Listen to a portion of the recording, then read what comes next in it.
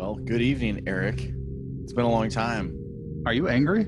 I don't know. Let me try that again. Good evening and welcome to the Nightmare Hour podcast, a podcast we haven't done in some time. I am one of the co-hosts, Adam, and I'm joined with the other co-pilot of this show, Eric Havens. Hey, how you doing? Where you been? What's up? I mean, so many things. And why good evening? I'm so sleepy. It's so early. Are we releasing? Do we have a release? I don't know. Is the Nightmare Hour every hour? Yeah. At this point, I think it's historically feels like it's a nighttime thing, but you're right. It could be an anytime thing. Yeah. You're right. It's every been day's 24/7 nightmare hours. Yeah, sorry, it's been a couple weeks. We actually had planned to do a whole bunch of stuff this month. Yeah. And then, it's just like we love doing this podcast, but I mean, we have like the things we have to do to make money. We have the things we have to do with like our friends and family, and there's things we have to do with like our pets. And then like the podcast just keeps like falling down further and further. And sorry, we're trying. Yeah, so we'll we've both had a lot of stuff going on that actually I think is short term and will ultimately free us up a little bit more. I think. Are you saying we might have some non-nightmare hours soon? No, it's just been the last couple of weeks have been more chaotic in our lives than normal. Yeah, I think that's probably true. But I feel like I say that a lot. So maybe chaos is just normal. Chaos reigns supreme in your house, I guess. Mm-hmm. Fox and everything. Oh, yeah. Yeah. There we go. Yeah. So this month, I don't even know. Do we even tease what we're going to do this month? I don't remember. It was so long ago. It was a really great plan. And if it's still early, so I mean, we could still do it. We just might have to double time it. Right. But yeah, we were going to do an exploration of real life cults and explorations of horror movies that deal with that subject, like culty things. Yeah. Not necessarily a cult, but like cults, like, David Koresh and like that stuff. David Koresh. Is that how you say his last name? I think that's correct. Is that Koresh? It always just sounded like a model name to me. Like, oh, is that a David Koresh purse you're wearing? God, what would that purse be? It would be terrible. It would be terrible, but everyone would be full of lies. It's full of lies. So I've been watching a lot of these movies. I think I've made it through. I don't know where you are in your life. I think we haven't really been talking about who's watching what.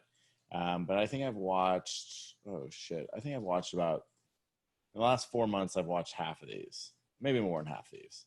I think I've seen those movies. I don't know if I've watched any of them recently. Actually, I'm pretty confident I haven't.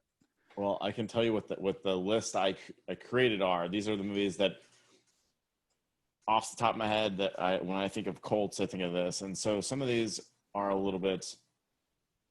I guess a cult could be any size, right? It could be 3 people following a direction, right, for a purpose. Yeah, I mean, here I have the internet. Cult definition, very simply, is a relatively small group of people having religious beliefs or practices regarded by others as strange or sinister. So, I don't know if I like that definition.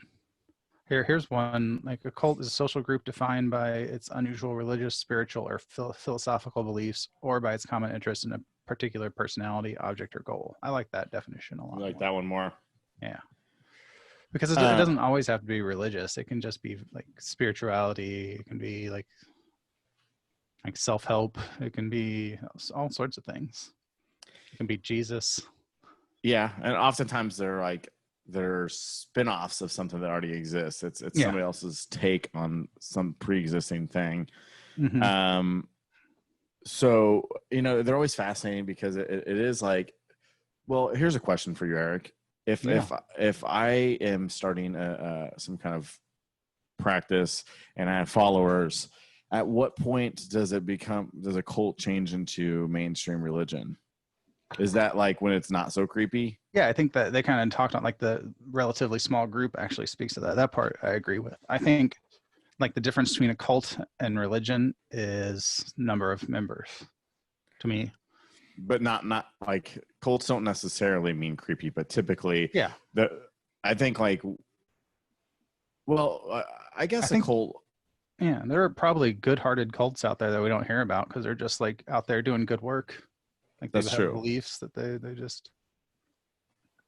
I just got a coffee. Thank you. They just have beliefs that that bond them together, and they have some ideal that they work to. Like I mean, you could define like commune as a cult because they have an equal goal and a small group that they're working towards. But you never hear about them because they're just out there making carrots and having fun. Yeah. Well, oftentimes we watch, like, I think any good cult story starts with sells you on why people believe it and why the leadership is so, mesmerizing. And so, oftentimes you mention it, there's a commune aspect where they're living together. There's like a working towards a greater good. And then that's when, like, we don't know what's happening behind the doors, but probably more often than not, it's the greed and the power that goes to people's heads. I don't think anybody starts off as a doomsday cult. I think sometimes the leaders probably do, because I think that some of them are a little imbalanced and they're very manipulative. You think, and they like in their head, day one, they're like, ultimately we're going to kill or do some horrible stuff. I mean, I don't know. I can't say. I've never been a cult leader, but I would assume that some of them probably do. Like that's their goal, is to like, because I think like Charlie Manson, for instance, he probably believed in that race war from the very beginning and get people to murder. Like that was probably his beginning goal. Yeah, I guess that's true. Yeah, well, let's mine is a pretty daunting case that I've heard about for quite some time, but so this is this time, just so everybody knows, we are going to talk about two real life cults that we just randomly grabbed. I don't think we know it. I hope we didn't pick the same one. It's going to be a really short, awkward podcast. And then from this on, assuming that we can get together, we'll talk about movies that deal with similar cults and cults in the arts and stuff. I guess so you know our plan.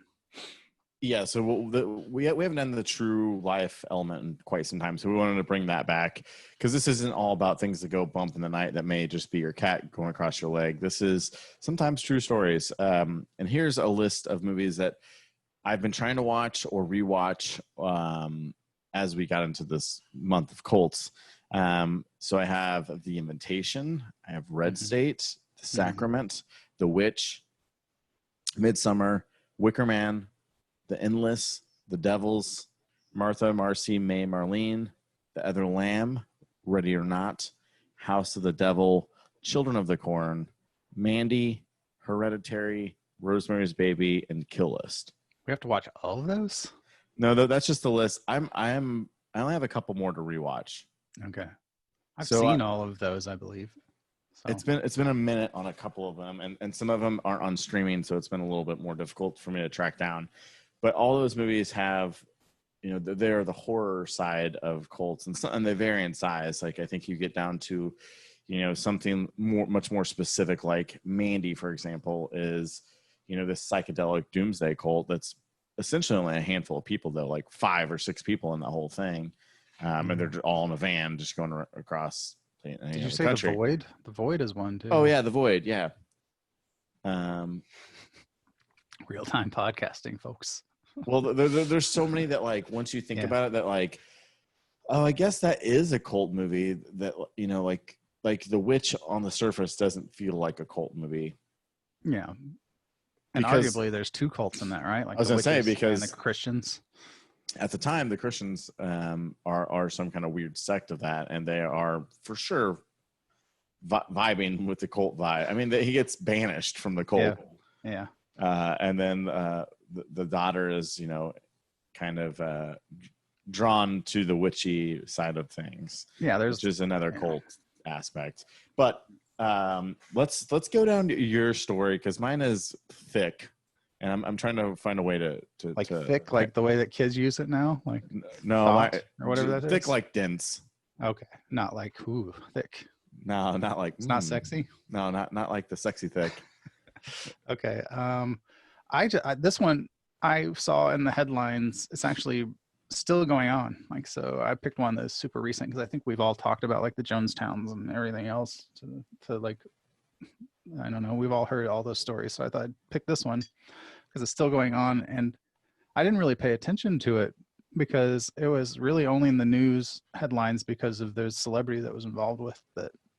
And it was like, the headlines were like sex trafficking and all this stuff. So I didn't really look at it because I'm not interested. That bothers me. But when I started, HBO just did a series and I started watching it, and it is incredibly insane and very culty. So I was going to talk about NXIVM, which is spelled NXIVM, and like because of course it is. Like you can't just have NXIVM sounds like a drug, so you got to spell it like that so they know that it's a. Yeah, NXIVM. Is there? It also sounds like someday there will be a new NXIVM. Mm-hmm. Exactly. It sounds like that medicine that they advertise on the commercials in Resident Evil. Is there like is new NXIVM? Oh, NXIVM is it's a stomach acid medicine. Okay, I was like, there is something that, and I've taken it actually because I'm old and I get heartburn. So it is a medicine. Yeah. So I wonder if new NXIVM is probably like a video game thing that I remember because I'm gonna Google that because it just feels like I've played that game before. It feels like the name just like that. Remember when Resident Evil, the first movie, had that like commercial, like that beauty commercial as their trailer, like when it first came out? Oh yeah. That's what NXIVM reminds me of. Like NXIVM replenishes your skin. But anyway, it's described like this is what I mean. Like it's not necessarily religious, even though it's like splits into like some kind of weird spirituality and like Scientology and Ayn Rand stuff. But they called themselves a multi-level marketing company, which they did like professional development seminars in the hotels. We've all seen those things come through, like become a millionaire in 3 days, and like those things. But they went a little further that, and they were talking about like EMs, which is a oh god, I forgot what that stands for. Something like basically you're looking back at the causes of everything, like the way you react to the world is because of the synapses being formed of things that happened in your childhood and stuff, and how to like rewire your brain to like avoid fear and to be more like proactive in your own success and stuff, like stuff on the surface where you read and you're like, I agree with some of that and it looks very compelling and I want to check this out, like very like innocent, interesting things, right? Yeah. It was started by this guy named Keith Raniere, but he wants to be called Vanguard, which I kept thinking of Vanguard Airlines the whole way. Just, rest in peace. They don't exist, right? I don't know. Probably not. They're not a Vanguard of airlines anymore. But he was supposedly, or is, he's still alive. Supposedly, this is where you see the cult of personality come through because he has this like mythos he's created about himself. Like he has the highest IQ of ever, and it's been tested by all this, the highest IQ from this mega test from Mega Society. It's a membership. You can look it up. Perfect. But the mega test, when you look into it, it's an unsupervised 48 question test. So like, could you just like Google it? Maybe not. Can you just like, are you saying like it's because it's a self-assessment that you could just like cheat through the whole thing? Yeah, exactly. Be a genius. Yeah. Take home IQ test seems a little fishy to me, but that's but that's where he like said he had the highest IQ and all this stuff. And when you watch the documentary, it all starts off very businessy like that, and like how to reframe success and everything in your mind. And they even had examples of some people who had major Tourette's being able to like do these exercises and stop with the symptoms of Tourette's and like no more like the shaking, the symptoms of Tourette's, like shaking and cursing and losing control of your faculties. So they had all this stuff, and the members swear by it. Like you could program your brain to not feel fear anymore and to not let, as they call it, let yourself be a victim. Which sounds great. I would love to get rid of those vibes in my head. Yeah. And basically they rewire so you don't like you like this self stuff we all say to ourselves, like, oh, we can't do that because their whole job was to rewire you so that you don't feel, you can't feel anything that you don't want to feel, basically, is their pitch. So they go through this and they go through these phases. It's very Scientology at this point. Like, they have levels you have to get to, and you have to keep going to be a part of it. And but anyway, where it turns culty is they started like subsects of this. Like, they have a men's group, they have a women's group, and they have like a musical group, and they start doing these like subsets of different ways of programming yourself to be more successful and to reach more people. But as it comes, like, I don't know how to get into this like lightly. I'll just go full on. There's a little section that started that was like a secret women's organization. Like, women in the group would come to other women and say, there's a very secret, like, it's by women for women. It's like the Freemasons for women. Like, we'll control everything from the shadows. And like, it's going to be, women will run the world, and like all these promises. But to get in, you have to give like us some collateral, which means like incriminating evidence of yourself. So I think it's kind of like in Scientology, where they use the, like, you do those confessions and they kind of hold that over you. So you have to stay in the religion. And then it becomes like a master slave relationship. And these women had to like give collateral, have a master, become a slave. And then it kind of goes like pyramid from there. Like, once you're a slave, you find your slaves, and you're a master of those slaves, and those slaves find slaves. So like, there's a top master, and then just slaves who have other masters down there. Which right there, like, red flags. Like, if you're using the term actual slaves right there, not great. Not a good look. Like, I don't walk by a poster and I'm like, I'm trying to find a religious experience or a group to hang out with, and I see slaves on there. I'm like, well, that seems like the one. That's not a good selling point for me. No, but that's why it's so interesting to me, and it fits into our topic so well, because it starts at this top level. That's so, like, if you want meaning in your life, and you want your life to have this organization of like, this is why I do this. This is like, they give you the answers of why you have certain tendencies, how to fix them, and this is what life means. Like, everybody wants that, and you can get drawn into that stuff really easily because they give you all the answers, and there's answers, and it's not confusing. There's no chaos. There's no mystery. This is the meaning of life, basically, is what they're giving these people. But then it starts, when they get the holds on, like a little hooks in you on that, they start doing things like this. And these women also, besides like giving themselves, like, they had to give like naked pictures, videos, like their mortgage information, like all this stuff that the company now has of you to have power over you. And not only that, they had to literally get fucking branded, like, not a tattoo, like a scar, like on your, like, right in your like pelvic area, like right basically up and to the left of like their pubic region, like their vagina. Yeah. So they're prod like cows. I guess that's the only way I can explain what it looks like. It's like you had a pot poker and you stab someone with it. And they were told that this scar thing was all the elements. Like, you can see the top, which is the sky, then there's mountains, and then there's water and all that stuff. But as you go through the documentary and as you read, like, when you flip it sideways, it's actually KR, which is Keith Rainier's initials. So they're being branded that they belong to this guy. Yeah.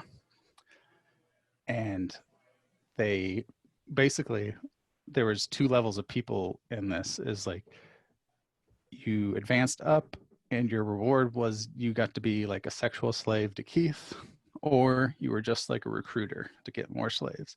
But basically it was like, yeah, this group who served this guy and all his sexual wants and that. And yeah. And the one, the Allison Mack, I guess, who was on Smallville, I didn't really know who she was, but I guess she was like a somewhat famous actor back then. She was the one that was involved and the leader with Keith of this, because like, if you look at it the right way, there's an A and an M, so it's her name, but if you flip it sideways, it's a K and an R, so it's both their initials in this little thing. That's pretty, I guess, like, convoluted for like a brand. Like, Also, who's making the brand? But I mean, this guy, like, it is pretty crude looking, right? Like, do you think he made it himself? Did he commission the tool? That's, I'm just curious, just because it's like if I'm a blacksmith or whatever the hell, and you're yeah. like, hey, will you go ahead and brand me? I guess like people would do it for like cattle, maybe. So your Mhm. initials might be that. So maybe Well, it's not that weird to get. one of the person who did it was actually a member and a woman. Oh, okay. That made the and brand the tool. yeah, like actually performed all the scarring. Like she did it all in like the initiation things. So she was actually a member of his group. And if you want to get really culty, when he got arrested, like spoiler alert, he's in prison and got found guilty, and he's getting sentenced on October 27th, 2020. So pretty soon we'll find out if he gets a life sentence or not. But when he got arrested, there's this group of his members who just set up like dance parties outside of his prison. So there's like his members dancing. If that doesn't say like Manson family culty, Yeah, I don't know what it is. But his like history, like is like he's got two women that have disappeared, or one woman that was shot in the head, and then another woman who disappeared under him. And there's like a bunch of like he got arrested for having sexual relations with like 15-year-olds, and like he's everything that like the cult leader is. Like where they start as this very charismatic, intelligent person who is shining on the hill and gives you all the answers. Yeah.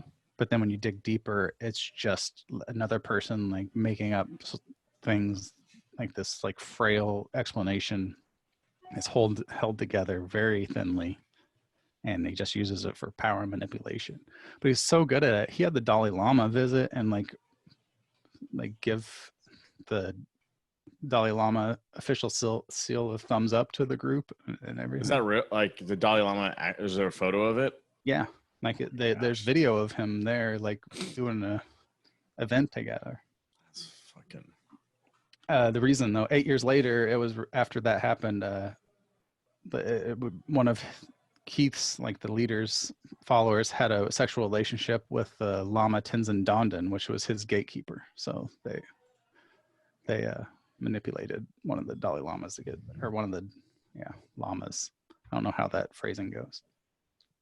But yeah, I don't know if we want to talk much more about it. Like there's a woman who was just found with a bullet hole in her head, and it was ruled as suicide, but it's all very shady. And then there's another woman who was at his thing and just disappeared, and no one knows where she is to this day.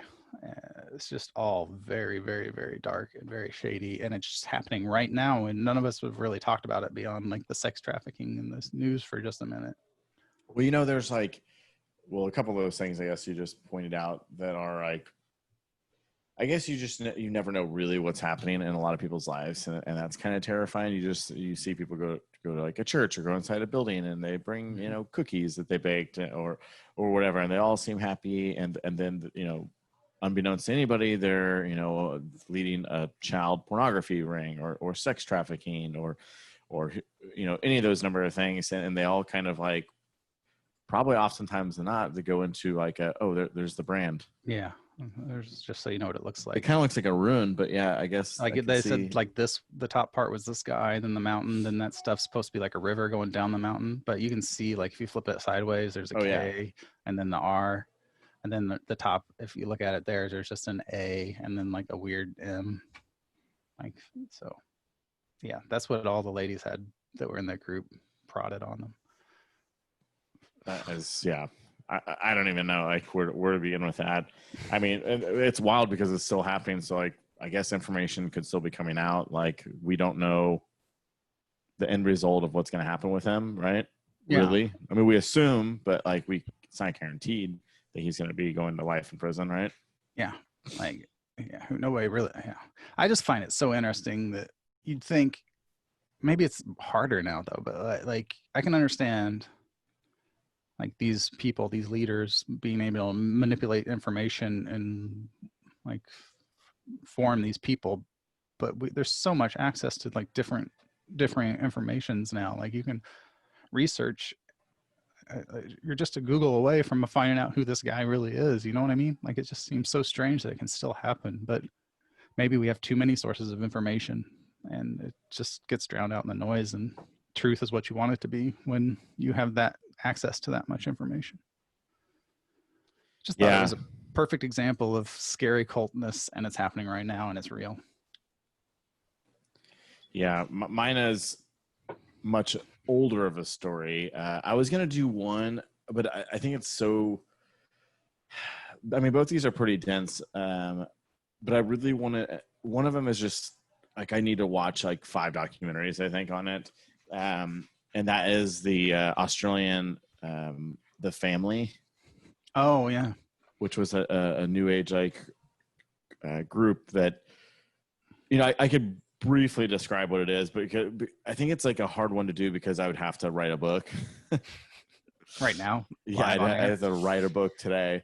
But basically it's this woman, Anne Hamilton Byrne, who was, like, a yoga instructor, and, like, she worked in the healthcare, but more bizarrely, she thought she was the second coming of, or the Messiah, and all these people began to follow her, and she was hardcore into the LSD and brainwashing.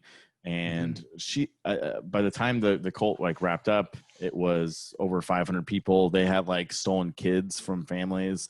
They had convinced, like, they were adopting them and placing them in good homes. What they're actually doing was, like, brainwashing them and raising them in their commune setting.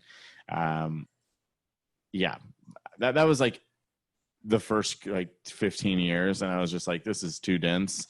So I picked something a little bit less dense, something in America as well. And something I've heard about on and off, but I've never really looked too hard into it. Have you ever heard of the term holy rollers? Oh, I mean the term, yeah. I mean, I don't know the cult, I don't think, but so the cult I'm going to look at was, I think this is the only one, like, just Googling holy rollers cult, this is the only one I can ever find. Not saying that there's not others, but holy rollers are like an extreme Christian movement where people would basically flail about on the floor, oftentimes naked or semi-naked. That usually means, like, if you're a boy, you're wearing a feather over your private parts. A feather? Yeah, because it's a rather large feather, Eric. But you would roll on the ground as a way of getting out, like, the madness or the sins inside of your body. And there was this man, he was a German. I think he was, well, I actually didn't see where he was born, but from all accounts, he was a German man. He came from Germany. Okay. And he kind of just appeared like, I couldn't really find the beginnings of, like, who he was, or like they all kind of seem to do that magically, like, just pop up and they're like a person. And this happened in Portland, Oregon in 1903.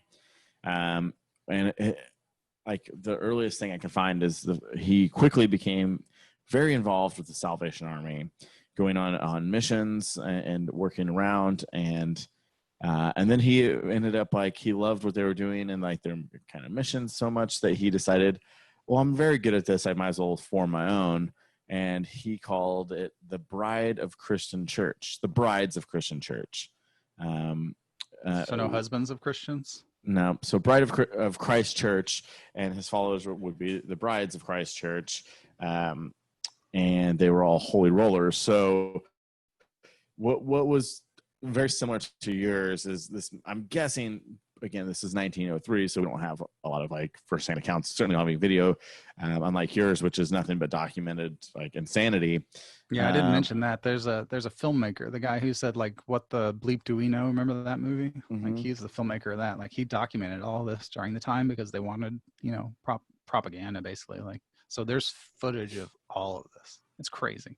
Like, some of it just, like, I don't know how, if it's staged or if it's dramatic, like how much is reenacted or how much is real, because some of it seems a little convenient. And I don't know, what's the law on, like, recording someone when you have a conversation and then playing it? Like, is there a law against that?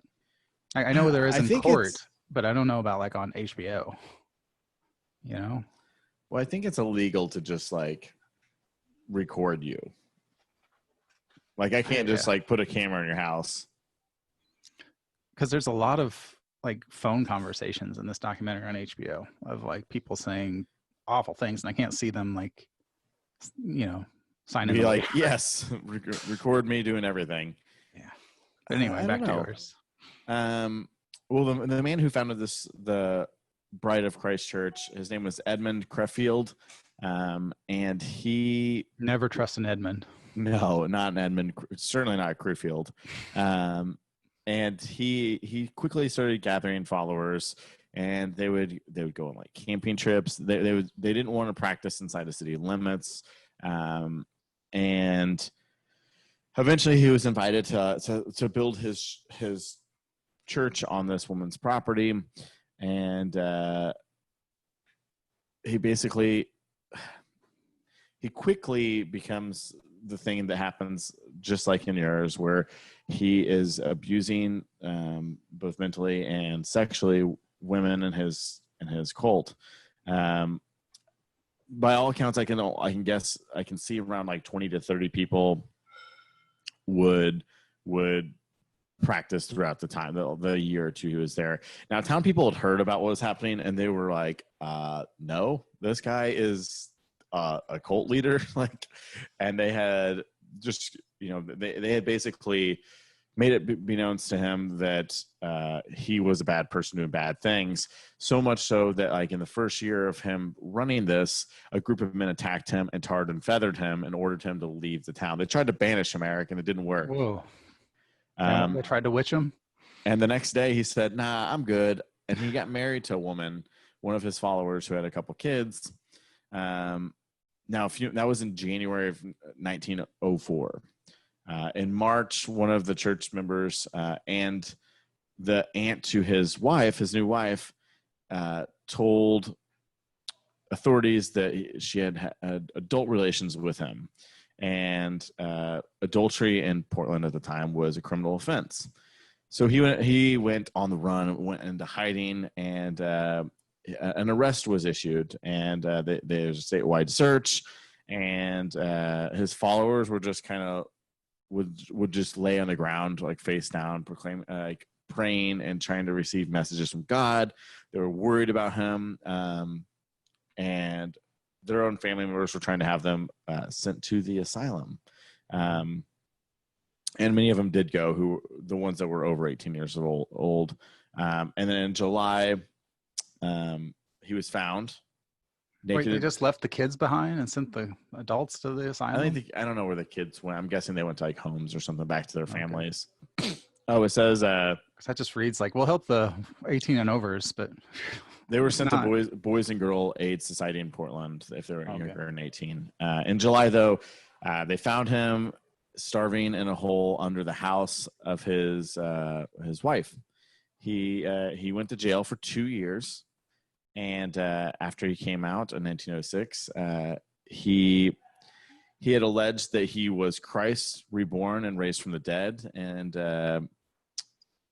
and his followers started coming back, and they actually, he claimed that the San Francisco earthquake was because of him. That was a bad one too in the turn of the century. Yeah, it was a huge one. Yeah, so his followers come back, and basically like people were like, this guy doesn't deserve to be out and about in the streets. He's immediately doing the same stuff. He learned nothing. He needs to be killed. And that leads us to George Mitchell, who is the brother of one of two of the women who were part of his cult, that he said that Edmund ruined their lives and like sexually abused them and did all these things, and said, enough is enough. And I have a quote here, actually. Where's this quote? It's a good quote. Sounds fun. It's the quote is, so this is May 7th, 1906. So he had just recently got out of jail, and he was walking down the street, and George Mitchell walked up behind him, pulled a pistol out, and shot him in the head. And then he basically stood there, put the gun on the ground, waited for the police, and handed the pistol over. He says, I have only done my duty. I came here to kill that man as he ruined my two sisters, and I have completed my work. Oh, That's some like And John Wick stuff. yeah, it's well, he goes. Of course, George is tried as a murderer, and She was. he gets off. What? They acquit him. Yeah, I mean they're basically That's some like vigilante justice stuff. yeah. I mean it's not so great because that guy's sister ends up committing suicide, and yeah, things don't go great for everybody probably who were in that church. And this was only like a 2-year stint. It's just so quick. It's like this band comes from nowhere and from Germany and appears out of nowhere and gains a couple people's faith and then creates his own church. And then in 2 years, he ruins countless lives and is murdered himself. That's what, and that, I mean, that think that term, I didn't realize it was an actual group because people use that as an insult to like smaller pious churches like this, like Pentecostals and stuff. You call them like holy rollers. It's like an insult now. I had no idea that's where it came from. Oh, and I guess I left out this last part. By the way, he Esther- was Jesus. No, Esther, That's the twist. who was the sister of George Mitchell, who killed him. She shot him in the back of the head. Who'd she shoot in the back of the head? Her brother who killed Edmund. Oh, so she was pissed that he killed the Messiah or whatever. Yeah, and the reporters say that Is she the one that committed suicide too, or? no, that was the other sister, Maud. Oh, Maud. Yeah. God. So it's just so crazy to me, like how quickly, like it seems like humans are so scared of like the chaos of the universe and not knowing and the mystery of death and stuff that they do the craziest things. Wait, she did end up killing herself. So at her trial, at Esther's trial for killing her brother, they wanted her to claim insanity, and she refused to, saying she was of sound mind. And they committed her to the asylum anyways. And then a few years into the asylum, or a few years after she got out and was staying at a family friend's house, and she took a bunch of strychnine and died, just like her sister. Jesus. So yeah, like just this search for meaning and someone who manipulated it for their own, like just destroys so much. And it's like it's so interesting to me that human nature keeps doing this. Like cults are not rare, and like these bad cults. It's a huge part of human history. Yeah, I mean, really, it is. I mean, the foundations of, I guess, all early churches are probably. I mean, no one just starts with like 500 followers. I mean, arguably, you could say Jesus started a cult, right? I mean, it was just definitely a couple of guys following him around and sharing his message. So at some point, sure, that changes with numbers and maybe like when it becomes more of a business of sorts. Right, and like I think it's like social, because like social acceptance. Once it becomes like crosses that threshold into like normality, then it becomes a religion. But yeah, it is strange just how humans can like take this somewhat noble idea of wanting to know and like a better life, and it just like gets so twisted sometimes and turns into like the darkest of the dark and like the worst of humans. And as always, there's horror movies for that kind of explores that. So that's what when you said you wanted to do that this month, what interests me about it, because it's like a real human thing. And it's so like we've not learned anything, like as mine shows. This is 2020. 2020 sounds weird when you say it. I mean, yeah, in 100 years, like yours was much more grandiose, I guess, but they're like the same concept, and it was maybe like on a prettier shell. But that's also because it's influenced by the people who've failed before him, right? Yeah. And it's just like, well, how can I take my unique insanity and package it differently to get people to follow me and trust me? I just like something about power does something to people, like the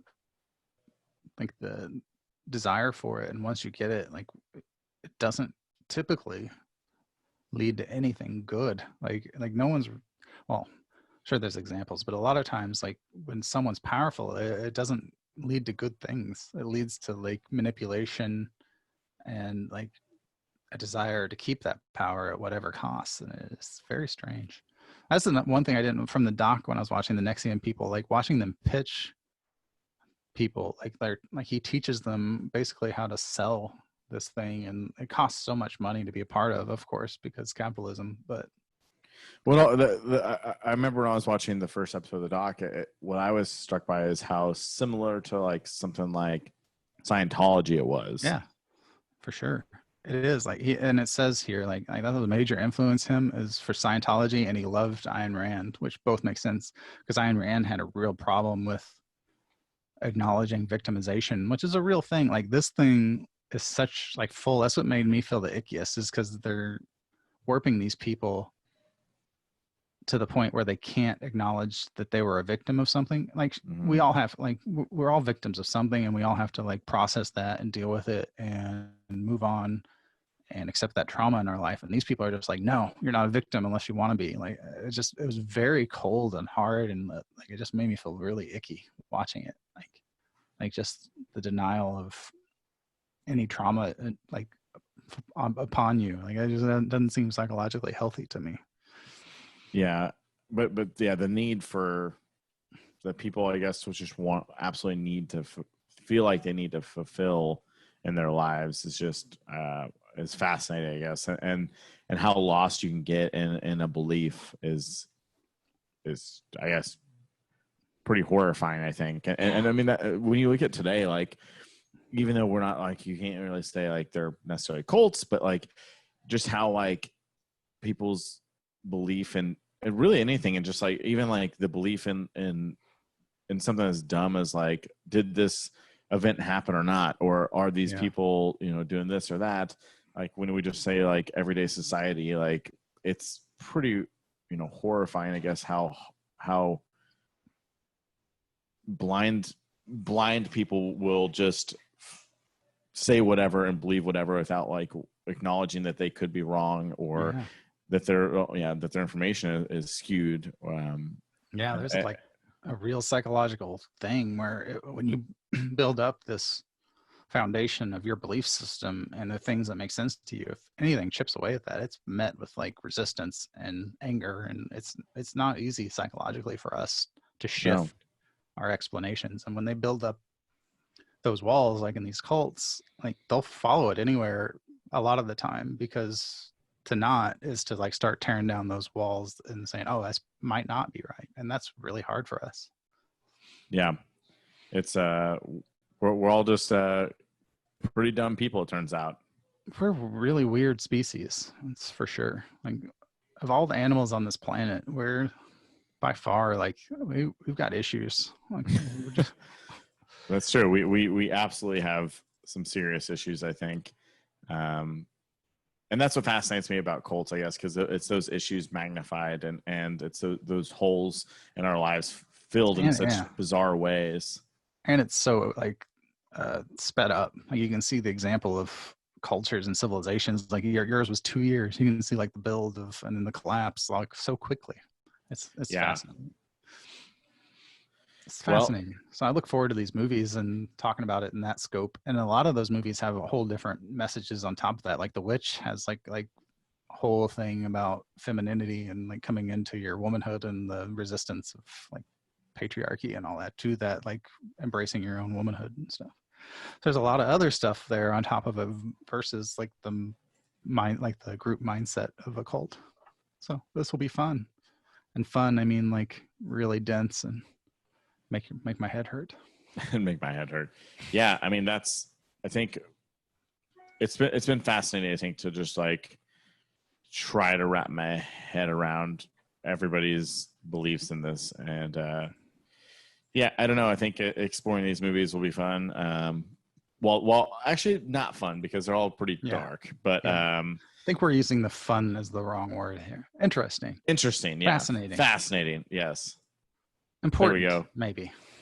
Maybe important, I would say. Yeah. All right. Well, I think that we did it. We did an introduction. To our month of cult stuff. So probably unlike other things where we take a deep dive on a single individual film, because there's so much and we don't have that many weeks ahead of us, we'll probably do like 2 movies together, or 2 movies and like one of us will do a true crime or something. So we'll try to like compound as much information as we can in these over the next couple weeks until we get into October, which who the hell knows what we're gonna do in October, but that's our month, man. That's when we do the deed. It's the best month. Yeah. But as much as time means anything, October is the most beautiful month by far. End of September is pretty good, but October's everything. Okay, well, I think that's going to do it for this week's episode. If there's some true crime stories about cults you think we should absolutely hit upon, feel free to email us at nightmarehourpod@gmail.com. If there's a movie that I didn't mention that you're like, oh, how could you not think about this one? This is an obvious cult film or brainwashing film. Let us know. We're going to try to, I don't think we'll do the whole list, but we'll probably do like 8 of the movies, I'm guessing, over the next couple weeks. Yeah. All right. Well, it feels good to be back, Eric. It does. I feel so much better than when we started this thing. I have energy now. I have motivation. Yeah, your eyes are wide open. Like the coffee's kicked in. Well, thanks to all you for hanging in there with us. And please remember to, if you do like this podcast, to like, share, and rate us on any of the things you normally do stuff to let people know about us. Until next time, the hour may be over, but the clock keeps ticking. I did it. This is the Nightmare Hour podcast. Yeah. Thank you. Goodbye. Is that good? Is that what I do? Yeah. You just say goodbye. Okay. Goodbye.